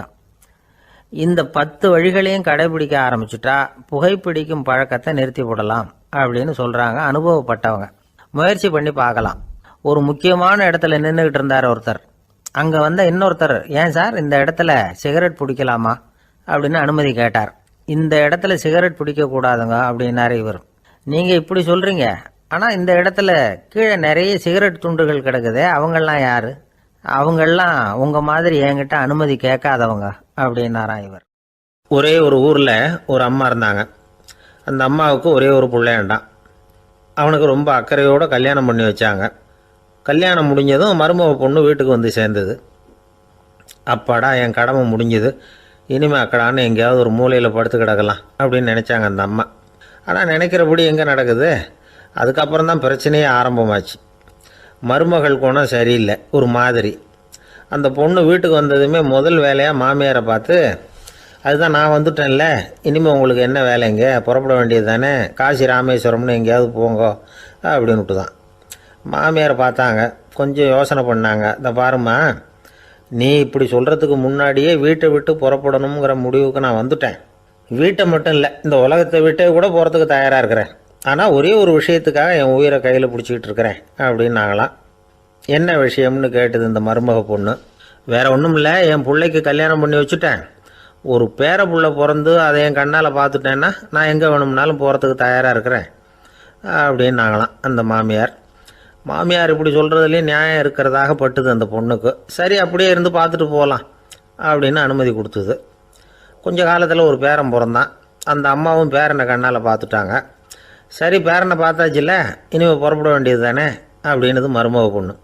மாமியார் பார்த்தாங்க, நீ சொல்கிறது சரிதாம்மா, அதில் ஒன்றும் தப்பு இல்லை. என்னோட பேரன் உங்களை அம்மா அப்பான்னு கூப்பிடுறத என் காது குளிர கேட்டுட்டு போயிடுறேனே அப்படின்னாங்களாம். சரி, அந்த ஆசையை நிறைவேறட்டும் அப்படின்னு காத்துக்கிட்டு இருந்தாங்க. பேரன் வளர்ந்தான், நடந்தான், பள்ளிக்கூடம் போனால், பெரியவனானான். மருமக பொண்ணு மறுபடியும் மாமியாரை விரட்ட ஆரம்பிச்சுட்டுது, இன்னும் புறப்படலையான்னு. இதை பாருமா, இது வரைக்கும் இருந்துட்டேன். பேரனோட கல்யாணத்தையும் கண்ணால் பார்த்தா தான் இந்த கட்டை வேகும் போல் இருக்குது அப்படின்னு சொல்லி ஒரு மாதிரியாக பேச ஆரம்பித்தாங்க. இதுவும் நியாயமான ஆசையாக தான் படுது அப்படின்னு அது யோசிச்சிருக்கு அந்த பொண்ணு. சரின்னு அதுக்கும் ஒத்துக்கிட்டது. உடனே பேரனுடைய கல்யாணமும் முடிஞ்சது ஒரு வழியாக. இனிமேல் ஒரு நொடி கூட இங்கே இருக்கக்கூடாது, புறப்படுங்க அப்படின்னு மாமியாரை விரட்டிச்சான் அந்த பொண்ணு. இப்போ அந்த மாமியார் தன்னோட மருமகளை பார்த்து சொல்கிறாங்க, இதோ கிளம்பிட்டேம்மா, என் மூட்டை முடிச்செல்லாம் கட்டிக்கிட்டேன், புறப்பட்டுவிட்டேன். அப்படியே நீயும் உன் துணிமணிகளை மூட்டை கட்டிக்கிட்டு கிளம்பிடும், என்னோட சேர்ந்து 2 பேருமா சேர்ந்து போயிடலாம் அப்படின்னாங்களாம். அந்த பொண்ணு முழிக்குது. முழிக்காதே, உனக்கும் ஒரு மருமக வந்துட்டா, இனிமேல் நீயும் ஒரு மாமியார் தானே, உனக்கும் இனிமேல் இங்கே வேலை இல்லை, புறப்படு அப்படின்னாங்களாம். அப்போ தான் அந்த பொண்ணு சிந்திக்க ஆரம்பிச்சுதான், தன்னோட தவறு புரிஞ்சுதான். இந்த தகவலை கேட்டுக்கிட்டு இருக்கிற மருமகள்லாம் இதை பற்றி கொஞ்சம் யோசித்து பார்க்கணுங்கிறதுக்காகத்தான் இதை சொல்கிறோம் மாமியார்கள் சார்பாக. கொஞ்ச நாளைக்கு முன்னாடி ஒரு பொண்ணை பார்த்து பேசுகிற சந்தர்ப்பம் கிடைச்சிது ஒரு கல்யாண வீட்டில். அந்த பொண்ணு சொல்லிச்சு, சார் எனக்கு கல்யாணம் ஆகி 15 வருஷம் ஆகுது, நான் மாமியார்கிட்ட சண்டை போட்டதே இல்லை அப்படின்னு ரொம்ப அடக்கமாக சொல்லிச்சு. அது எப்படிம்மா சாத்தியமாச்சுன்னு கேட்டோம். எனக்கு கல்யாணம் ஆகி 15 வருஷம்தான் ஆச்சு, ஆனால் என் மாமியார் செத்து போய் 20 வருஷத்துக்கு மேலே ஆயிட்டுது அப்படின்னு. ஒரு ராஜா ஊரெல்லாம் சுற்றி பார்த்துட்டு வரலாம்னு ஒரு நாள் புறப்பட்டு போனார். ஒரு இடத்துல தறி நெசவு வேலை ரொம்ப மும்முரமாக நடந்துக்கிட்டு இருந்தது. ஒரு பெரியவர் தறியால் நெசவு வேலை செஞ்சுக்கிட்டு இருந்தார். பக்கத்தில் ஒரு அழகான பொண்ணு உட்காந்து நூலை சுற்றிக்கிட்டு இருக்குது. ராஜா அந்த பெரியவரை பார்த்து யார் இந்த பொண்ணுன்னு விசாரித்தார். ராஜா அப்படி கேட்டதும் அவருக்கு ரொம்ப பெருமையாக போயிட்டுது. ஏன்னா உட்காந்துருந்தது அவரோட மகள். அரசே, இது என்னுடைய மகள், இவ வேகமாக நூல் திரிக்கக்கூடியவள், வைக்கோல் எடுத்து இவ திரிச்சா கூட அது எல்லாம் பவுனிழையாக வெளியில் வரும் அப்படின்னு ஒரு ராசி இவளுக்கு அப்படின்னு ரொம்ப பெருமையாக ராஜா கிட்ட சொன்னார். ராஜா இதை கேட்டதும் அசந்துட்டார். அப்படியா, இவ்வளவு அழகும் சாமர்த்தியமும் உள்ள இந்த பொண்ணு என்னோட வரட்டுமே, இவளை என் மருமகளை ஆக்கிக்கிறேன் அப்படின்னார் ராஜா. அந்த பெரியவருக்கு ஒன்றும் புரியல. ஏதோ கொஞ்சம் பெருமையாக சொல்ல போக அது இப்படி ஆயிட்டுதே அப்படின்னு கவலைப்பட்டார். இருந்தாலும் ராஜா பேச்ச தட்ட முடியுமா, மகளை அனுப்பி வச்சுட்டார். ராஜா அந்த பொண்ணை அரண்மனைக்கு அழைச்சிட்டு வந்தார். அங்கே ஒரு அறையில் வச்சு பூட்டி விட்டார். அந்த ரூமு நிறைய வைக்கோலை கொண்டாந்து போட்டு அடைச்சாங்க. 3 ராட்டைகள் வேற வச்சுருந்தாங்க. நாளைக்கு பொழுது விடியறதுக்குள்ளே நீ இந்த வைக்கோலையெல்லாம் தங்க இழைகளாக மாற்றி காட்டணும். நாளைக்கு காலம்பரம் வந்து நான் இந்த அறை கதவை திறப்பேன். உன் தகப்பன் சொன்னது மாதிரி எல்லாம் தங்கமாக மாறி இருக்கணும், இல்லைன்னா நீ உயிர் தப்ப முடியாது அப்படின்னு உத்தரவு போட்டார். பாவம் அந்த பொண்ணு என்ன பண்ணும், பகல் பூரா அழுதுகிட்டே உட்காந்துருக்குது. ராத்திரி பூராவும் தூக்கம் வரல. மறுநாள் அதிகாலை நேரத்தில் யாரோ கதவை தட்டுற சத்தம் கேட்டுது. பயந்துக்கிட்டே கதவை திறக்கிறா. திறந்து பார்த்தா வெளியில் 3 அவலட்சணமான பெண்கள். ஒருத்திக்கு வந்து கால் அகலமாக முறை மாதிரி இருக்குது, இன்னொருத்திக்கு கட்டை விரல் கரண்டி மாதிரி பெருசாக இருக்குது, 3வது பொண்ணுக்கு உதடு தடித்து ரப்பர் மாதிரி தொங்கிக்கிட்டு இருக்கு. யார் நீங்கள், உங்களுக்கு என்ன வேணும் அப்படின்னு கேட்குது இந்த பொண்ணு. நாங்கள் உங்களுக்கு உதவி செய்கிறதுக்கு தான் வந்திருக்கிறோம் அப்படின்னு சொல்லி உள்ளே வந்தாங்க, உட்காந்தாங்க. கொஞ்ச நேரத்துக்குள்ளே உள்ளே இருந்த வைக்கோலையெல்லாம் தங்க இழைகளாக மாற்றி கொடுத்துட்டு போயிட்டாங்க. காலையில் ராஜா வந்தார், பார்த்தார். ஆஹா பேஷுனார். இன்னும் கொஞ்சம் வைக்கோலை கொண்டாந்து அந்த ரூமில் போட சொன்னார். இந்த வைக்கோலையும் இன்னைக்கு தங்கமாக மாற்றிவிடு, நாளைக்கு மறுநாள் உனக்கும் இளவரசனுக்கும் கல்யாணம்னு சொல்லிவிட்டார். இன்னைக்கு ராத்திரி அந்த 3 பொண்ணுங்களும் வந்தாங்க. வைக்கோலை பொண்ணு இழைகளாக மாற்றினாங்க, புறப்பட்டாங்க. இந்த பொண்ணு அவங்க காலில் விழுந்து வணங்கினா, என் உசுரை காப்பாற்றினீங்க, உங்களுக்கு நான் என்ன கைமாறு செய்ய போகிறேன் அப்படின்னா. பயப்படாத, நீ விரும்பினா எங்களுக்கு ஒரு உதவி செய்யலாம். உன்னுடைய கல்யாணத்துக்கு நாங்கள் 3 பேரும் வரோம். நீ எங்களை வரவேற்று ராஜாக்கிட்டையும் இளவரசர்கிட்டையும் நாங்கள் உன்னோட பெரியப்பா பொண்ணுங்கன்னு சொல்லி அறிமுகப்படுத்தி வை, நாங்கள் விருந்து சாப்பிட்டுட்டு போயிடுறோம் அப்படின்னாங்க. ரொம்பவும் சந்தோஷமாக சரின்னு ஒத்துக்கிட்டா. கல்யாண நாள் வந்தது. கல்யாணம் ரொம்ப கோலாகலமாக நடந்துக்கிட்டு இருக்கு. எல்லா தேசத்து ராஜா ராணிகளும் வந்துக்கிட்டு இருக்கிறாங்க. அந்த 3 அவலட்சணமான பொண்ணுங்களும் சேர்ந்தாங்க. யார் இவங்கன்னு கேட்டார் ராஜா. என் பெரியப்பா பொண்ணுங்க அப்படின்னா அந்த பொண்ணு. காலும் உதடும் கட்டை விரலும் ஏன் இப்படி உங்களுக்கு அவலட்சணம் ஆயிட்டுது அப்படின்னு கேட்டார். அதுக்கு அந்த பொண்ணுங்க பதில் சொன்னாங்க. என்ன செய்யறது, ஓயாமல் வைக்கோலை நூற்று ஒருத்தியோட கட்டை விரல் அப்படி கரண்டி மாதிரி ஆயிட்டுது. நாக்கில் தொட்டு தொட்டு திரிச்சதுனால ஒருத்தியோட உதடு அப்படி ஆயிட்டுது. காலால் கட்டையை அழுத்தி அழுத்தி தறி போட்டதுனால இன்னொருத்தையோட கால் அப்படி ஆயிட்டுது. உங்கள் மருமகளாக வந்திருக்கிற இந்த பொண்ணு அந்த 3ஐயுமே செய்ய தெரிஞ்சவ தான். என்ன ஆக போகுதோ இன்னும் கொஞ்ச நாளில் அப்படின்னாங்க. அவ்வளவுதான். ராஜா பயந்துட்டார். அம்மா, இன்னையிலேருந்து நீ இளவரசனின் மனைவி. நீ எப்பவும் அழகாக இருக்கணும். அதனால் நீ இனிமேல் வைக்கோலை திரிக்கவே கூடாது அப்படின்னு உத்தரவு போட்டார். அவளை இக்கட்டான சூழ்நிலையிலிருந்து காப்பாற்றின அந்த 3 பொண்ணுங்களும் சந்தோஷமாக திரும்பி போயிட்டாங்களாம். சுவாமி சின்மயானந்தர் இந்த கதையை சொல்லியிருக்கிறார்.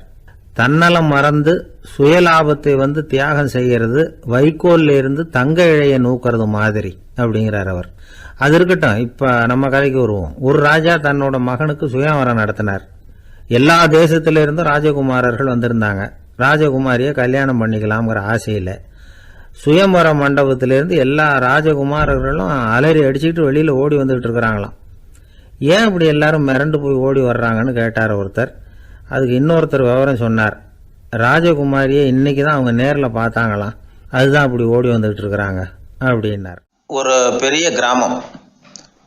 அந்த கிராமத்தில் ஒரு பண்ணையார் வீடு. அதுதான் அந்த கிராமத்திலே பெரிய வீடு. ஒரு நாள் ஒரு திருடன் அந்த கிராமத்துக்கு வந்தான். சுற்றி பார்த்தான். அந்த பண்ணையார் வீடு கண்ணில் பட்டுது. இன்னைக்கு ராத்திரி இந்த வீட்டில் தான் நம்ம தொழிலை ஆரம்பிக்கணும் அப்படின்னு சொல்லி அவன் முடிவு பண்ணிக்கிட்டான். ஏன்னா அதுதான் அந்த கிராமத்திலே கொஞ்சம் பெரிய வீடு. அங்கே தான் அவன் எதிர்பார்க்கறது ஏதாவது கிடைக்கும் அப்படிங்கிறது அவனுடைய முடிவு. நடு ராத்திரி அவன் மெதுவாக சுவரேறி குதித்து அந்த பெரிய வீட்டுக்குள்ளே புகுந்தான். அங்கே போய் பார்த்தா முக்கியமான இடங்கள்ல எல்லாம் காவலுக்கு ஆள் நின்றுட்டு இருக்கிறாங்க ராத்திரி நேரத்தில். சரி, இந்த வீட்டில் நம்மால் திருட முடியாது அப்படின்னு முடிவு பண்ணிட்டு மெதுவாக வந்த வழியிலேயே திரும்பி வந்தான். அந்த சமயத்தில் காலில் ஏதோ தட்டுப்பட்டுது. என்னது அப்படின்னு சொல்லி குனிஞ்சு பார்த்தா அங்கே ஒரு பெரிய வெங்காய மூட்டை அடுக்கி வச்சிருக்கிறாங்க. சரி, வந்ததுக்கு வெறுங்கையோடு திரும்ப வேண்டாமே அப்படின்னு சொல்லி கையில் இருந்த ஒரு பெரிய பை நிறைய அதை அள்ளி போட்டுக்கிட்டான். வெங்காயத்தை போட்டுக்கிட்டு புறப்படுற சமயத்தில் கப்புன்னு கழுத்தில் ஒரு கை விழுந்தது. ஆள் மாட்டிக்கிட்டான். அதாவது காவலாளிகள் அவனை பிடிச்சி வச்சுக்கிட்டாங்க. மறுநாள் காலையில் அந்த திருடனை பண்ணையார் முன்னாடி கொண்டுட்டு போய் நிறுத்தினாங்க. ஐயா, இந்த ஆள் ராத்திரி நம்ம வீட்டில் திருடுறதுக்காக வந்தான். வெங்காயத்தை அள்ளிட்டு புறப்படுறப்போ மாட்டிக்கிட்டான் அப்படின்னாங்க. அவர் பார்த்தார். என்னப்பா இவங்க சொல்கிறது உண்மைதானான்னு கேட்டார். ஆமான்னு ஒத்துக்கிட்டான் அந்த ஆள். பண்ணையார் அதுக்கப்புறம் கொஞ்சம் யோசனை பண்ணார். அப்புறமா தீர்ப்பு வழங்கினார். இதை பார்ப்பா, நீ இங்கே திருட வந்தது குற்றம்.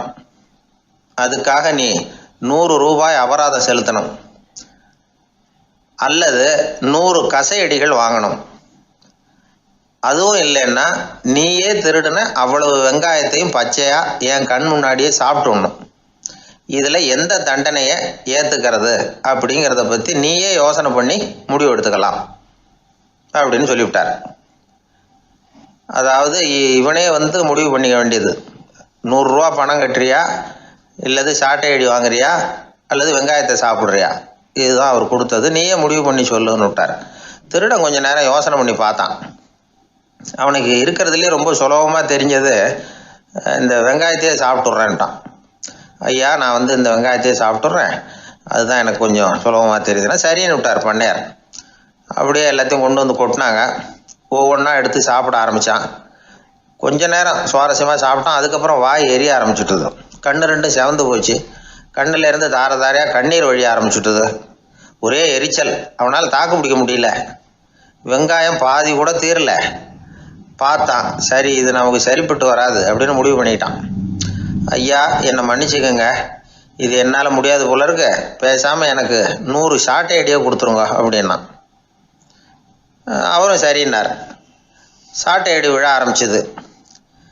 அதுவும் ஆரம்பத்தில் ஒரு மாதிரியாக இருந்தது. ஒரு 60 அடிகள் விழுற வரைக்கும் தாங்கினான். அதுக்கு மேலே அவனால் முடியல, தாக்கு பிடிக்க முடியல. ஐயா, என்னை மன்னிச்சுக்கோங்க அப்படின்னு மறுபடியும் பண்ணையார் காலில் விழுந்தான்.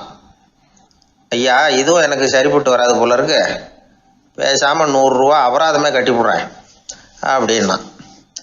அதே மாதிரி பணத்தை எடுத்து கொடுத்துட்டு அவன் பாட்டுக்கு போனான். இப்படி ஒரு கதை உண்டு.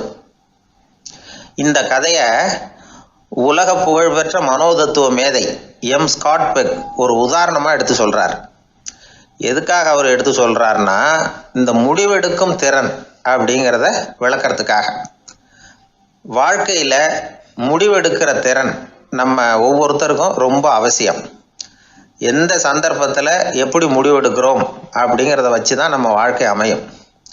எவ்வளவு தான் பணம் இருந்தாலும் சரி, எவ்வளவு தான் படிச்சிருந்தாலும் சரி, இந்த முடிவெடுக்கிற திறன் சரியா இல்லைன்னா வாழ்க்கையில் பல சறுக்கல்களை சந்திக்க வேண்டியிருக்கும். நாம் முடிவுகள் எடுத்தால் அந்த முடிவுகளால் ஏற்படக்கூடிய விளைவுகளுக்கு நாம் பொறுப்பு ஏற்க வேண்டியிருக்குமே அப்படிங்கிற பயத்தினால முடிவெடுக்கிற அதிகாரத்தை பல சமயங்களில் நாம் மற்றவங்களுக்கு தாரவாத்து கொடுத்துட்றோம். நாமே முடிவெடுக்கக்கூடிய திறமையை வளர்த்துக்கிறது தான் ரொம்ப முக்கியம். ஒருத்தர் சொன்னார், சார், சின்ன சின்ன பிரச்சனைகள்ல எல்லாம் எங்கள் வீட்டில் என் மனைவி முடிவு எடுக்க விட்டுருவேன், பெரிய பிரச்சனைகள்ல எல்லாம் நான் தான் முடிவெடுப்பேன் அப்படின்னார். பரவாயில்லையே அப்படின்னு சொல்லி, சின்ன சின்ன பிரச்சனைகள்னா எதுங்க அப்படின்னு கேட்டேன். ஒன்றும் இல்லை, இந்த வீட்டு வருமானத்தை பெருக்கிறது எப்படி, வீட்டு செலவை சரி கட்டுறது எப்படி, வீட்டு செலவுக்கு வாங்கியிருக்கிற கடனை அடைக்கிறது எப்படி, இதெல்லாம் சின்ன சின்ன பிரச்சனைகள், என் மனைவி கிட்ட முடிவெடுக்கிற விஷயத்தை விட்டுருவேன்னார். பெரிய பிரச்சனை தான் நான் எடுத்துக்குவேன்னார். அப்படின்னா பெரிய பிரச்சனைன்னா எது சார் அப்படின்னு கேட்டேன். அது என்னென்னா, இந்த உலக பொருளாதாரத்தை மேம்படுத்துறது எப்படி, 21ஆம் நூற்றாண்டில் என்னென்ன சவால்களை சந்திக்க வேண்டியிருக்கும் உலகம், இதெல்லாம் நான் பார்த்துக்குவேன் அப்படின்னார்.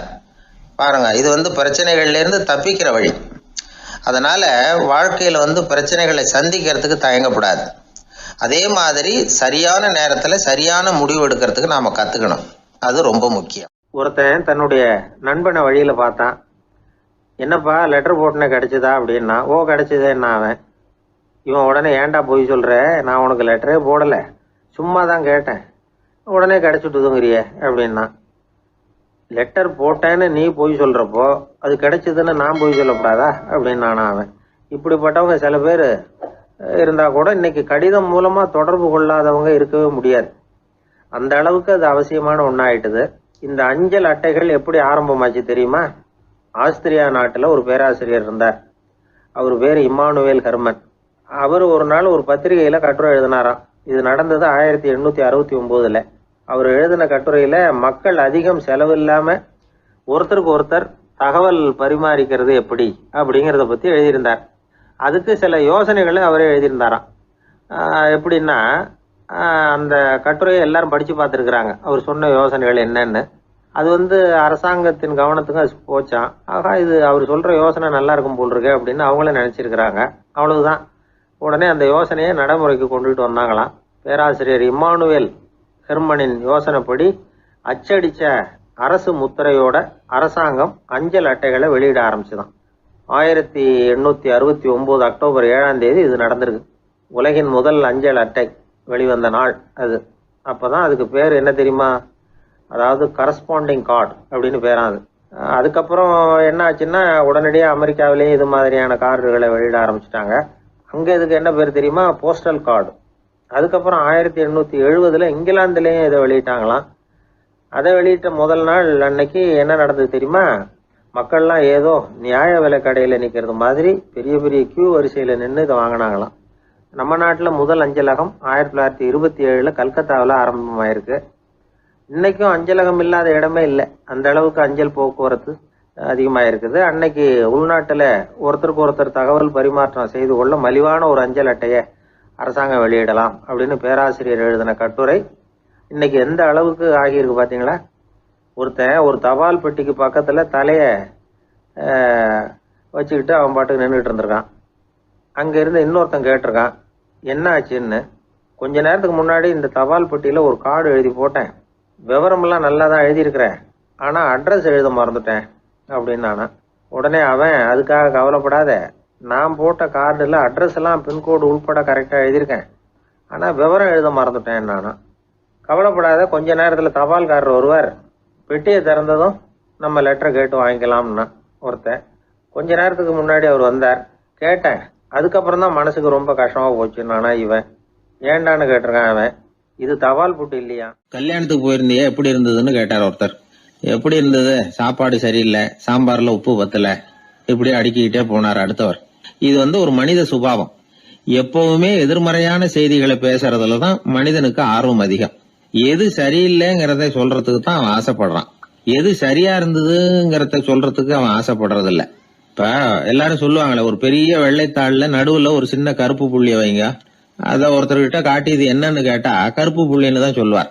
ஒரு சின்ன கருப்பு புள்ளியத்தான் அவர் கவனிக்கிறார். அந்த புள்ளியை சுற்றி இருக்கிற விசாலமான வெள்ளை பகுதியை அவர் கவனிக்கிறது இல்ல. இது மனித இயல்பு. ஒரு கண்ணாடி முன்னாடி போய் நிக்கிறோம், முகத்தை பாக்குறோம், கொஞ்சம் யோசனை பண்ணி பாருங்க. முகத்துல நமக்கு பிடிக்காத பகுதியை தான் முதல்ல கவனிப்போம். கன்னத்துல ஒரு பரு இருந்ததுன்னா அதுதான் முதல்ல நம்ம கண்ணுல படும். கருப்பா ஒரு மச்சம் இருந்தா அதைத்தான் நாம முதல்ல கவனிக்கிறோம். ஒரு சின்ன காயம் இருந்ததுன்னா ரொம்ப கவனிச்சு கூர்ந்து பாக்குறோம். அதை சுற்றி இருக்கிற அழகான பகுதிகள் எல்லாம் அதுக்கு அப்புறம் தான். அவ்வளவு தூரத்துக்கு ஏன்? காலையில ஒரு செய்தித்தாளை கையில எடுத்து புரட்டுறீங்க, எதிர்மறையான செய்திகளை தான் முதல்ல பாக்குறோம். ஆக்கப்பூர்வமான செய்திகள்லாம் அதுக்கப்புறம் தான். எதிர்மறையான செய்திகள் தான் பத்திரிகைகளின் விற்பனையை உயர்த்துது. இப்ப ஒரு கும்பல்ல கலவரம், பத்திரிகையில செய்தி எப்படி வருது? கலவரத்துல 10 பேர் உயிரிழந்தார்கள் அப்படின்னு தான் வரும். அந்த கலவரத்துல 918 பேர் உயிரோடு திரும்பி போனார்கள் அப்படின்னு போடுறது இல்ல. எத்தனை பேர் இறந்து போனாங்க அப்படிங்கிறது தான் பத்திரிகைக்கு முக்கியம். ஏன்னா மனித மனம் அதை தான் கவனிக்குது. பாதகமான செய்திகளே பத்திரிகைகள்ல அதிகமா வருது, எதிர்மறையான செய்திகளுக்கு தான் அதிக முக்கியத்துவம் கொடுக்கப்படுது. இதனால என்ன ஆகுது தெரியுமா? இந்த உலகத்துல எங்க பார்த்தாலும் கொலையும் கொள்ளையும் விபத்தும் உயிரிழப்பும் தான் நடந்துகிட்டு இருக்கு அப்படிங்கறது மாதிரி ஒரு பிரமை. இந்த உலகத்துல மகிழ்ச்சிகளை எல்லாம் நாம மறந்துடுறோம். வாழ்வின் வெளிச்சங்களை எல்லாம் நாம இழந்துடுறோம். இன்னைக்கு விமான விபத்துல 214 பேர் உயிரிழந்தார்கள் அப்படிங்கிறது எதிர்மறையான செய்தி. இன்று விமானம் மூலமாக 2 லட்சம் பேர் சௌக்கியமாக பயணம் செய்தார்கள் அப்படிங்கிறது நேரடியான செய்தி. ஆனாலும் செத்ததுதான் செய்தியா வரும். சௌக்கியமா போனவங்களை பத்தி வெளியில தெரியாது.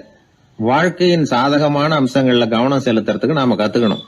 இந்த உலகத்துல நாம மகிழ்ச்சியா இருக்கிறதுக்கு எவ்வளவோ விஷயங்கள் உண்டு. அதெல்லாம் கவனிச்சு பாக்குறதுக்கு நாம கத்துக்கணும். ஒரு நாள் பூராவும் நல்லா நடந்துகிட்டு இருப்பீங்க, ஏதோ ஒரு நேரத்துல வாழைப்பழத்தோல்ல காலை வச்சிருப்பீங்க, வழிக்கு விழுந்துட்டீங்க. வழிக்கு விழுந்ததுதான் நமக்கு பெருசா தெரியும். நாலு பூரா நாம நல்லா நடந்துகிட்டு இருந்தோமே அப்படிங்கறது தெரியாது பெருசா. நமது பலம் என்னங்கறதுலதான் அதிக கவனம் தேவை. தோல்வி மனப்பான்மை, இது நெகட்டிவ் ஆட்டிடியூட்ஸ். தாழ்வு மனப்பான்மை, நெகட்டிவ் செல்ஃப் இமேஜ். எதிர்மறையாவே நினைக்கிறது பேசுறது அப்படிங்கிற குணத்தை மாத்திக்காதவன் எந்த காலத்திலயும் முன்னேற முடியாது. அப்படிப்பட்டவன் வெற்றிகரமான மனிதனும் கிடையாது. அதனால வாழ்க்கையில வெற்றி பெற விரும்புகிறவர்கள் எதிர்மறை மனோபாவத்தை மாற்றிக்கொள்ளுங்கள். நெகட்டிவ் விஷயங்கள்ல இருந்து உங்க கவனத்தை திருப்புங்க. பாசிட்டிவ் விஷயங்கள்ல கவனத்தை செலுத்துங்கள். ஒரே விஷயத்த கூட சில பேர் பாசிட்டிவா எடுத்துக்குவாங்க, சில பேர் நெகட்டிவா எடுத்துக்குவாங்க. ஒரு சத்திரத்துல 2 சாமியார்கள் சந்திச்சுக்கிட்டாங்களாம். தங்களுடைய சொந்த கதைகளை அவங்க பேசிக்கிட்டாங்க. ஒரு சாமியார் சொன்னார், எனக்கு சம்சாரம் இல்ல, அதனாலதான் நான் சாமியார் ஆயிட்டேன் அப்படின்னார். இன்னொருத்தர் சொன்னார், எனக்கு சம்சாரம் இருக்கா, அதனால நான் சாமியார் ஆயிட்டேன் அப்படின்னார். அதனால வாழ்க்கைய அவரவர்கள் பாக்குற பார்வை வேற வேற மாதிரி. எதையும் எதிர்மறையா எடுத்துக்கப்படாது, ஆக்கப்பூர்வமா எடுத்துக்கணும். அப்படிங்கறத புரிஞ்சுக்கிட்டோம்னா நம்ம வாழ்க்கையில வெற்றி நிச்சயம். எதிர்காலத்தை நினைச்சா எனக்கு ரொம்ப பயமா இருக்கு சார் அப்படின்னு சொல்றவங்க நிறைய பேர் இருக்கிறாங்க. அதாவது பயப்படாத மனிதர்கள்னு யாருமே கிடையாது. ஒவ்வொருத்தருக்கும் ஒவ்வொரு விதமான பயம் இருந்தாலும் ஒட்டுமொத்தமா பாக்குறப்போ மனிதனுக்கு 6 விதமான பய உணர்வுகள் வரலாம் அப்படின்னு பெரியவங்க சொல்றாங்க. எல்லா விதமான பயமும் இந்த 6 வகைக்குள்ள அடக்கம். அந்த 6 வகை பயமும் 6 எதிரிகள் மாதிரியா. 6 எதிரிகளையும் புரிஞ்சுக்கிட்டோம்னா போதும், வாழ்க்கையில சுலபமா வெற்றி அடைய முடியும். சரி, அந்த 6 வகை பயம் என்னென்ன அப்படின்னு பார்ப்போம். முதல்ல வறுமை பற்றிய பயம், 2வது பழிச்சொல் பற்றிய பயம், 3வது உடல் நலம் பாதிப்பு பற்றிய பயம், 4வது என்னன்னா காதல் தோல்வி, 5வது முதுமை, 6வது மரணம். அதாவது பயப்படுறதுங்கிறது ஒரு மனநிலை தான். இந்த மனநிலையை கட்டுப்படுத்த முடியும், திசை திருப்ப முடியும். சரி, இந்த பயங்களின் அறிகுறிகள் எப்படி இருக்கும்? வறுமை பற்றிய பயம் அப்படின்னு முதல்ல சொன்னோம் இல்லையா, அந்த பயத்தின் அறிகுறிகளை தெரிஞ்சுக்குவோம். எதுலேயும் அக்கறை இல்லாம இருக்கிறது, ஒரு குறிக்கோள் இல்லாம இருக்கிறது, வறுமையை சகிச்சுக்கிறது, வாழ்க்கையில கிடைக்கிறது எதுவா இருந்தாலும் ஆட்சேபனை இல்லாமல் ஏத்துக்கிறது, மனசாலும் உடம்பாலும் சோர்ந்து போயிருக்கிறது, ஆர்வம், முனைப்பு, கற்பனை திறன் எதுவுமே இல்லாம இருக்கிறது. இதெல்லாம் தான் அந்த வறுமை பற்றிய பயத்தின் அறிகுறிகள். அடுத்தது ஒண்ணு பார்த்தோமே, பழிச்சொல் பற்றிய பயம். அதாவது அடுத்தவங்க நம்மளை குறை சொல்லி விடுவாங்களோ அப்படிங்கிற பயம். இதுக்கு அறிகுறி என்ன தெரியுமா? புதியவர்களை சந்திக்கிறதுக்கு பயப்படுறது, முடிவு எடுக்க முடியாம குழம்புறது, பிரச்சனைகளை தவிர்க்க விரும்புறது, தாழ்வு மனப்பான்மை, வரவுக்கு மீறி செலவு செஞ்சு இமேஜை உயர்த்திக்கிறது, குறிக்கோள் இல்லாத வாழ்க்கை. இதெல்லாம் தான் அதுக்கு அறிகுறிகள். 3வது பயம் உடல் நலம் பாதிப்பு பற்றிய பயம், அதாவது நோய் பற்றிய பயம். ஒரு உண்மை என்ன தெரியுமா? டாக்டரை சந்திக்கிற மனிதர்கள்ல 75% பேர் தங்களுக்கு நோய் வந்துட்டுதுங்கிற கற்பனையில இருக்கிறவங்களாம். நிஜமாவே நோய் கிடையாது அவங்களுக்கு. இந்த பயத்தின் அறிகுறிகள் என்னன்னா, வியாதிக்கான அறிகுறிகள் தன்னிடம் இருக்கிறதாக நினைச்சுக்கிறது, எந்த நேரமும் வியாதியை பத்தியே பேசி பேசி மனசை அங்கேயே வச்சிருக்கிறது, நோய் சம்பந்தமான செய்திகளை படிச்சு நமக்கு இப்படி ஆயிடுமோ அப்படின்னு வேதனைப்படுறது. இதெல்லாம் தான் அதுக்கு அறிகுறிகள். 4வது பயம் காதல் தோல்வி. இது ரொம்ப வேதனை, உடம்பையும் மனசையும் சீரழிச்சு விடும். ஆண்களை விட பெண்கள் தான் இந்த பய உணர்வுல அதிகமா பாதிக்கப்படுறாங்க. 5வது முதுமை பற்றிய பயம். 6வது மரண பயம், வயசான காலத்துல எப்படி சமாளிக்கிறது அப்படிங்கிற பயம். ஆக இதையெல்லாம் நாம புரிஞ்சுக்க வேண்டியது ரொம்ப அவசியம். இந்த 6 வகை பயங்களை சரியா புரிஞ்சுக்கிட்டு நாம நடந்துக்கணும். வாழ்க்கையின் முன்னேற்றத்துக்கு இந்த பயங்கள் முட்டுக்கட்டே ஆயிடக்கூடாது. உழைச்சி பணம் சேர்க்கணும், உற்சாகமா மனசை வச்சுக்கணும். மனசை கட்டுப்படுத்துகிற மார்க்கம் தெரிஞ்சுக்கிட்டா போதும், எல்லாம் சரியா வந்துடும். நம்ம ஆள் ஒருத்தன் சொன்னான், சார் எனக்கு வறுமை பற்றிய பயம்தான் இருந்தது, ஒரே ராத்திரியில 30,000 ரூபாய் தயார் பண்ணிவிட்டேன், இப்ப எனக்கு இன்னொரு பயம் வந்துட்டுதுன்னா. என்ன பயம்னு கேட்டாங்க. போலீஸ் கண்டுபிடிச்சிருமோங்கிற பயம்னா. இது இந்த பயத்துல அடங்காது. அதனால அஞ்சி சாவார், அஞ்சாத பொருள் இல்லை அப்படின்னு பாரதி சொன்னார் இல்லையா, அது மாதிரி பயத்தை புரிந்து கொண்டு அதற்கு தகுந்த மாதிரி நம்முடைய வாழ்க்கையை அமைத்துக் கொள்ள வேண்டும். அப்படி அமைத்துக் கொள்ளுகிறவர்களுக்கு வெற்றி நிச்சயம். கிராமத்துல ஒருத்தன் தன்னுடைய நகங்களை வெட்டிக்கிட்டு இருந்தான். வெட்டி முடிச்சதும் ஒரு வயசானவர் அவனை பார்த்து, அதையெல்லாம் அடுத்தவன் கண்ணில் படுறது மாதிரி போட்டுறாதப்பா, ஆபத்துன்னார். என்ன ஆபத்துன்னு கேட்டான் இவன். எவனாவது பில்லி சூனியம் வைக்கிறவன் எடுத்துட்டு போயிட போறான் அப்படின்னாரு அவர். வேண்டாத ஒருத்தனுக்கு ஏதாவது கெடுதல் பண்ணணும்னா உடனே மந்திரவாதியை தேடி போறது உண்டு. மந்திரவாதி என்ன பண்ணுவார்னா, யாருக்கு சூன்யம் வைக்கணுமோ அவனோட காலடி மண்ணு, முடி, நகம் இதையெல்லாம் அவனுக்கு தெரியாம எடுத்துட்டு வா அப்படிம்பார். இது மட்டும் இல்ல, அழுக்கு துணி, வேறு மனித உருவம் மாதிரி செய்யப்பட்ட பொம்மை இதெல்லாம் கூட மந்திரவாதிகள் பயன்படுத்துறது உண்டு. இதெல்லாம் ஏமாத்து வேலை. மனிதனுடைய முடி, நகம் இதெல்லாம் வெட்ட வெட்ட வளருது இல்லையா, அதனால அதுக்குள்ள உயிர் இருக்கிறதாக ஆதி மனிதர்கள் நம்பி இருப்பாங்க. அதனால மனுஷங்கிட்ட இருந்து அதெல்லாம் பிரிக்கப்பட்ட பிறகும் கூட அதுகளுக்கும் அந்த மனுஷனுக்கும் தொடர்பு இருக்கிறதாக அவங்க நம்பினாங்க. அந்த நம்பிக்கை தொடர்ந்து அதோட விளைவாதான் இன்னைக்கு மந்திரவாதிகள் நகத்தையும் முடியையும் எடுக்கிறாங்க. அந்த நகத்துக்கும் முடிக்கும் ஒரு பாதிப்பு உண்டாக்குனா அது சம்பந்தப்பட்டவனுக்கு போய் சேரும் அப்படிங்கறது அவங்க நினைப்பு. அவ்வளவுதான் விஷயம். இது மாதிரி நம்பிக்கைகள் தான் இன்னைக்கு நகம், முடி இதையெல்லாம் மற்றவங்க கண்ணில் படும்படி போடக்கூடாது அப்படிங்கிற வழக்கத்தை உண்டாக்கி விட்டுது. ஒருத்தர் பேரு என்னன்னு கேட்டு தெரிஞ்சுட்டு போய் அந்த பேரை வச்சு அவனோட ராசி பலனை கணிச்சு அவனுக்கு ஏற்பட இருக்கிற கெட்ட நேரத்துல அவனுக்கு சூன்யம் வச்சா அது உடனே பலிக்கும் அப்படின்னு ஒரு நம்பிக்கை. அது மட்டும் இல்ல, சூன்ய தகட்டுல பேரை எழுதி புதைக்கிறதும் உண்டு. இதனாலதான் பெண்கள் கணவன் பேரை சொல்லாத பழக்கம் ஏற்பட்டுதான். அதாவது பேரை கேட்டுக்கிட்டு போய் ஏதாவது கெடுதல் பண்ணிவிட்டா என்ன பண்றது அப்படிங்கிற பயம். அப்படி ஆரம்பிச்ச பழக்கம்தான் இன்னைக்கு ஏதோ மரியாதைக்காக கணவன் பேரை பிறர் முன்னிலையில சொல்றது இல்லை அப்படிங்கிறது மாதிரி ஆயிட்டுது. மந்திரவாதிகள் நம்ம ஊர்ல மட்டும்தான் இருக்கிறாங்கன்னு நினைக்காதீங்க, உலகம் பூரா உண்டு. ஃபிஜி தீவில் வாழக்கூடிய மக்கள் என்ன செய்வாங்களாம் தெரியுமா? இது மாதிரி மாந்திரீகம், செய்வன, பில்லி, சூனியம் இதெல்லாம் தங்களை பாதிக்காம இருக்கிறதுக்காக வீட்டை சுத்தி அகழி வெட்டி அதுல தண்ணீரை நிரப்பி வச்சிருவாங்களாம். ஆஸ்திரேலியாவில் இருக்கக்கூடிய பழங்குடி மக்கள் கிட்ட ஒரு பழக்கம், ஏதாவது பழங்கள் சாப்பிட்டா அதோட விதைய தண்ணீர்லயோ அல்லது ஆத்துலயோ போட்டுருவாங்களாம். வெளியில போட்டுட்டா அதை எடுத்து செய்வினைக்கு பயன்படுத்திடுவாங்க அப்படிங்கிற பயம். இது மாதிரி உலகம் பூராவும் செய்வினையின் மூலம் அடுத்தவங்களுக்கு பாதிப்பை உண்டு பண்ண முடியும் அப்படிங்கிற நம்பிக்கை இருக்கத்தான் செய்யுது. பொதுவா எல்லா ஊர்லயுமே நகம், முடி, காலடி மண்ணு, மனித உருவ பொம்மை இததான் மந்திரவாதிகள் பயன்படுத்துறாங்களாம். இந்த பில்லி, சூனியம், செய்வினை இதுல இருக்கிற உண்மை என்ன தெரியுமா? நகமோ முடியோ எதையும் செய்யறது இல்ல, சம்பந்தப்பட்டவனுக்கு ஏற்படுற பயம் இருக்கு பாருங்க, அதுதான் பாதிக்கும். இது மனநிலையை பொறுத்த விஷயம், வேற விஞ்ஞான ரீதியான பாதிப்பு இதுல எதுவும் கிடையாது. நம்ம ஊர்ல ஏற்பட்ட பகுத்தறிவு சிந்தனைகள், மூட நம்பிக்கைகளை எவ்வளவோ குறைச்சிருக்குது. இருந்தாலும் ஏமாந்து போறவங்க இன்னும் இருந்துகிட்டு தான் இருக்கிறாங்க. இந்த காலத்துல சின்ன குழந்தைகளை கூட ஏமாத்துறது கஷ்டம். ஒரு குழந்தை கேட்டுதான், ஏன்பா பிரார்த்தனை பண்ணனா நமக்கு எல்லாம் கிடைக்குமா அப்படின்னு தான். ஓ கிடைக்குமே அப்படின்னாராம் அப்பா. நீ வச்சிருக்கிறிய பேனா அது கூட கிடைக்குமா அப்படின்னு கேட்டுதான் குழந்தை. ஓ கிடைக்கும் அப்படின்னாராம்.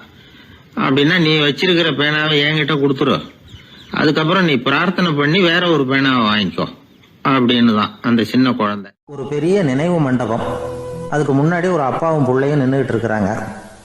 அந்த வழியாக போகிறவங்க வர்றவங்கெல்லாம் அந்த இடத்துல நின்று அது என்ன மண்டபம் அப்படின்னு விசாரிக்க ஆரம்பித்தாங்க. அந்த அப்பாவும் பிள்ளையும் தான் வர்றவங்களுக்கெல்லாம் விவரம் சொல்லிகிட்டு இருக்கிறாங்க.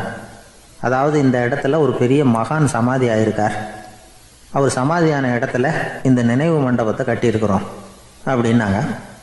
ஊர் பூரா இந்த செய்தி பரவிச்சு. நிறைய பேர் அந்த இடத்த தேடி வர ஆரம்பித்தாங்க. இங்கே கொஞ்ச நேரம் உட்காந்துட்டு போனால் மனசுக்கு ஒரு நிம்மதி கிடைக்கிது அப்படின்னாங்க. அங்கே இருந்த உண்டியலில் நிறைய காசு போட்டுட்டு போகிறாங்க. பணம் கிடுகிடுன்னு நிறைய சேர ஆரம்பிச்சுட்டுது. பணம் நிறைய சேர்ந்த உடனே அந்த அப்பாவுக்கும் பிள்ளைக்கும் தகராறு வந்துட்டுது.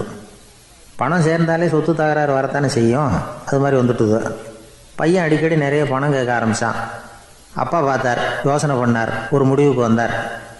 ஒரு நாள் பையனை கூப்பிட்டார், இதை பாருப்பா, நமக்குள்ள தகராறு வேணாம், அப்பாவும் பிள்ளையும் இப்படி சண்டை போட்டுக்கிட்டா பார்க்குறவங்க தப்பாக நினைப்பாங்க, அதனால் நமக்குள்ளே சமரசமாக இதை தீர்த்துக்குவோம், என்ன சொல்கிற அப்படின்னார் அப்பா. சரின்னு நான் பையன். உடனே அந்த அப்பா என்ன பண்ணார் தெரியுமா? மகன்கிட்ட கொஞ்சம் பணத்தை கொடுத்தார், தன்கிட்ட இருந்த ஒரு கழுதையையும் கொடுத்தார். இதை வச்சு நீ பொழைச்சிக்கோ அப்படின்னு சொல்லி அனுப்பி வச்சுட்டார். மகன் அந்த கழுதையை எடுத்துக்கிட்டு அடுத்த ஊருக்கு போனான். வழியிலே அந்த கழுதை செத்து போச்சு. உடனே என்ன பண்ணலாம்னு யோசனை பண்ணான். ஒரு ஐடியா வந்தது. அந்த கழுதையை ஒரு சாலை ஓரமாக புதைச்சான்.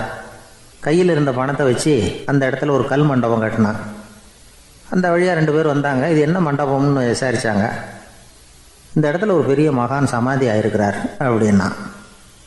இந்த செய்தி ஊர் பூரா பரவ ஆரம்பிச்சுட்டுது. நிறைய பேர் வந்து போக ஆரம்பித்தாங்க. இங்கே வந்தால் மனசுக்கு ஒரு பெரிய நிம்மதி கிடைக்குது அப்படின்னு வேற சொல்ல ஆரம்பித்தாங்க. வர வர கூட்டம் அதிகமாக வர ஆரம்பிச்சுட்டுது. உண்டியலில் பணம் நிறைய சேர்ந்துட்டுது. நகையெல்லாம் கூட கழட்டி காணிக்கையாக போட ஆரம்பிச்சிட்டாங்க. அப்பாவை விட மகன் பெரிய ஆளாயிட்டான். இதை கேள்விப்பட்டார் அப்பா. பையனை பார்த்துட்டு வரலாம்னு ஒரு நாள் புறப்பட்டு வந்தார். பையன் ஓஹோன்னு இருக்கிறான். பங்களா, காரு எல்லாம் வந்துட்டுது. எப்படிடா இந்த அளவுக்கு ஆனே அப்படின்னு விசாரித்தார். அப்பா, எல்லாம் உங்கள் ஆசீர்வாதம் தான், நீங்கள் கொடுத்த மூலதனத்தை வச்சு தான் இவ்வளவும் சம்பாதிச்சேன் அப்படின்னு நான் பையன். அது எப்படிறான்னு விசாரித்தார். அப்பா, நீங்கள் ஒரு கழுதை குட்டியும் கொஞ்சம் பணமும் என்கிட்ட கொடுத்து அனுப்பி வச்சிங்க, அதை எடுத்துக்கிட்டு வந்தேன். வர்ற வழியில் அந்த கழுதை செத்து போச்சு. உடனே யோசனை பண்ணேன், அந்த கழுதையை இந்த இடத்துல புதைச்சேன். கையில் இருந்த பணத்தை வச்சு மண்டபம் கட்டினேன். மகான் ஒருத்தர் சமாதி ஆயிருக்கார் அப்படின்னு வதந்தியை கிளப்பி விட்டேன். ஜனங்கள்லாம் ஏமாந்து போய் காசை கொண்டாந்து போட ஆரம்பிச்சிட்டாங்க. நான் பொழைச்சிக்கிட்டு இருக்கிறேன் அப்படின்னா. இப்போதான்டா நீ என் புள்ள அப்படின்னு சொல்லி சந்தோஷப்பட்டாரான் அந்த அப்பா. ஏன் அப்படி சொல்கிறீங்கன்னு கேட்டிருக்கான் பையன்.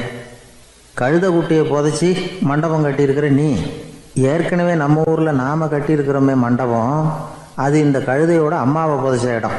மகான் சமாதி ஆயிருக்காருன்னு நானும் சும்மா கப்ஸா தான் விட்டுக்கிட்டு இருக்கேன் அப்படின்னாராம் அப்பா. முட்டாள் ஜனங்களை நினச்சி அந்த 2 பேரும் சத்தம் போட்டு சிரிச்சாங்களாம். மனுஷன் ஏமாத்துறது ரொம்ப சுலபம். என் கூட படித்த ஒருத்தன் திடீர்னு ஒரு நாள் எல்லாருக்கும் அருள் வாக்கு சொல்ல ஆரம்பிச்சிட்டான். அவன் ஒரு ஆஃபீஸ்லேயும் வேலை பார்க்குறான். ஆஃபீஸில் உள்ளவங்கள்லாம் அவங்ககிட்ட வந்து அருள் வாக்கு கேட்குறது வழக்கம். ஒரு நாள் நான் அவன் முன்னாடி போய் உட்காந்து பேசிக்கிட்டு இருந்தேன். அப்போ அதே ஆஃபீஸில் வேலை பார்க்குற ஒருத்தர் அவங்ககிட்ட வந்து, சுவாமி, என் மேஜையில் வச்சுருந்த பேனா திடீர்னு காணாமல் போட்டுது, அது திரும்ப கிடைக்குமா எனக்கு அப்படின்னு கேட்டார். இவன் கண்ணை உருட்டி பார்த்துட்டு, அது உனக்கு கிடைக்காது, புதுசாக வேற ஒன்று வாங்கிக்கப்போ அப்படின்னா. சரின்னு அவர் போயிட்டார். அவர் போனதுக்கப்புறம் நான் மெதுவாக இவனை பார்த்து, அது எப்படிறா அது உனக்கு கிடைக்காதுன்னு அவ்வளோ உறுதியாக அவர்கிட்ட சொன்னேன் அப்படின்னு கேட்டேன். இவன் மெதுவாக என் காதுகிட்ட வந்து, அந்த பேனாவை கிளப்புனதே நான் தான் அப்படிங்கிறான். ஒரு ஊரில் ஒரு ஆள் இருந்தான். நிறைய பணம் சேர்த்தான். அவனுக்கு சம்பாதிக்க தெரியுமே தவிர செலவு பண்ண தெரியாது. மகா கஞ்சன். காசை கையில் எடுக்கவும் மாட்டான். எடுத்தால் செலவு செய்ய வேண்டியிருக்குமே. அதனால் இப்படியே அவன் காலத்தை ஓட்டி விட்டான். வயசாகிட்டுது.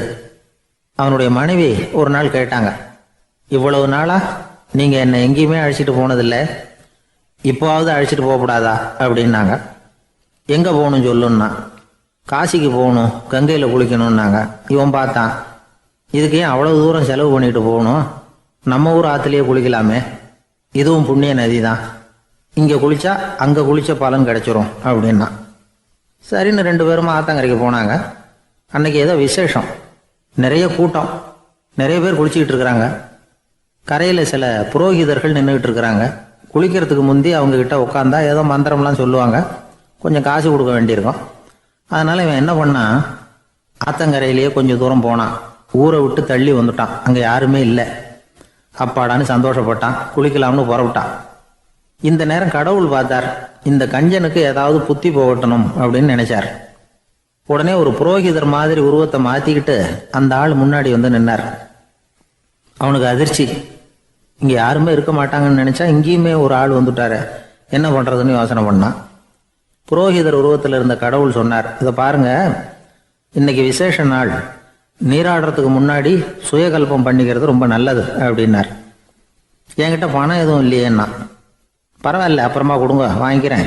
ஆனால் ஒன்று, எவ்வளவு கொடுப்பீங்கிறத மட்டும் இப்போவே சொல்லி கொடுங்க அப்படின்னார். இவன் ரொம்ப யோசனை பண்ணான். ஒரு 10 பைசா தரேன் அப்படின்னா. சரின்னு ஒத்துக்கிட்டு எல்லா கிரியைகளையும் அவர் செஞ்சார். அதுக்கப்புறம் கணவனும் மனைவியும் ஆற்றுல குளிச்சாங்க. அவர் போயிட்டார். கொஞ்ச நாள் கழித்து அவன் வீட்டுக்கு வந்தார் கடனை வசூல் பண்ணுறதுக்கு.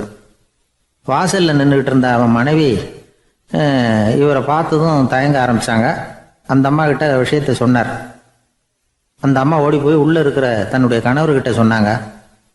அவன் யோசனை பண்ணான், இப்போ வெளியில் போனால் அவனுக்கு 10 காசு கொடுக்க வேண்டியிருக்கும், அதனால் எனக்கு காய்ச்சல்னு அந்த ஆளுகிட்ட சொல்லிவிடு, இன்னொரு சந்தர்ப்பத்தில் என்னை வந்து பார்க்க சொல்லு அப்படின்னா.